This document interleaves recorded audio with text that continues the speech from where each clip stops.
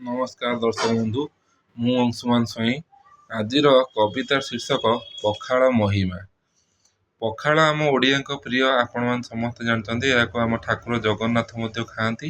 ଆଉ ଆମର ଏଇ ପଖାଳରେ ଯେକୌଣସି ଆଇଟମ୍, ବଡ଼ିଚୁରା ହଉ, ଶାଗ ଖରଡ଼ା ହଉ, ଶାଗ ମାଛ ଭଜା ହଉ କି ଶୁଖୁଆ ଭଜା ହଉ, ସବୁ ଗୁଡ଼ାକ କି ସୁଆଦିଆ ଲାଗେ ଆପଣ ସମସ୍ତେ ଜାଣିଛନ୍ତି। ମୁଁ ଆଉ ତାକୁ ଖାଲିରେ କହିବିନି। ମୁଁ ଏବେ କବିତା ମାଧ୍ୟମରେ କହିବାକୁ ଚାହୁଁଛି।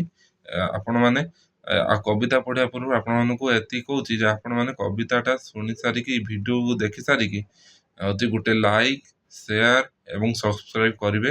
ଏତିକି କାମରେ ମୁଁ ଆପଣମାନଙ୍କଠୁ ଆଶା କରୁଛି। ଏବେ ଆମେ କବିତାକୁ ଯିବା। ପଖାଳ ମହିମା। ଶୁଣନ୍ତୁ ସମସ୍ତେ ଦେଇ ମନ ପ୍ରାଣ, ଲେଖିଅଛି ମୁଁ ହିଁ ପଖାଳର ଗୁଣ। ଓଡ଼ିଶା ଏହାର ଉତ୍ପତ୍ତିର ସ୍ଥଳ, ଏହା ଖାଇବାକୁ ଦେବତା ବ୍ୟାକୁଳ। ଏହି ଖାଦ୍ୟ ଆମ ଓଡ଼ିଆଙ୍କ ପ୍ରିୟ, ଶରୀର ନିମନ୍ତେ ଏହା ଅଟେ ଶ୍ରେୟ। ରାତିରେ ହାଣ୍ଡିରେ ପେଜକୁ ଢାଳିବା, ତା ସହ ଭାତ ଓ ପାଣି ଢାଳି ଦେବା। ତାହାପରେ ତାକୁ ଢାଙ୍କି ରଖିଦେବା, ପରଦିନ ଆମେ ଢାଙ୍କୁଣୀ ଖୋଲିବା।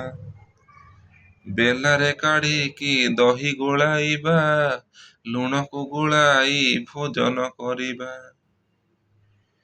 ଚାରିଆଡ଼େ ବହୁ ବାସନା ହୋଇବ, ଖାଇଦେଲା ପରେ ସୁଖ ନିଦ ହେବ।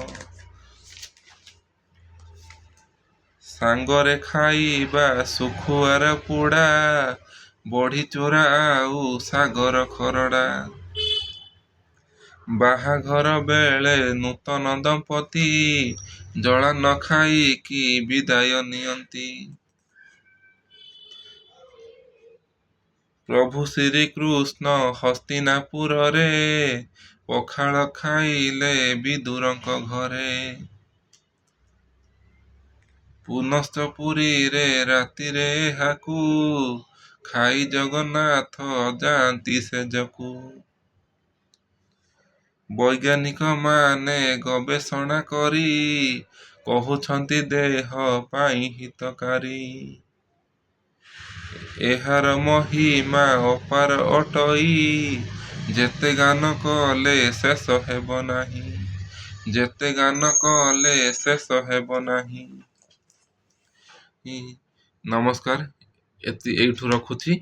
ଆପଣମାନେ ଭିଡ଼ିଓଟିକୁ ଲାଇକ୍, ସେୟାର ଏବଂ ସବସ୍କ୍ରାଇବ୍ କରିଦେବେ। ମୁଁ ଆପଣମାନଙ୍କୁ ଦୟାକରି ଆଉ ଥରେ ମଧ୍ୟ କହୁଛି, ଲାଇକ୍, ସେୟାର ଏବଂ ସବସ୍କ୍ରାଇବ୍ ଗୋଟେ କରିଦେବେ। ଆପଣମାନଙ୍କୁ ଏତିକି ଆଶା କରୁଛି।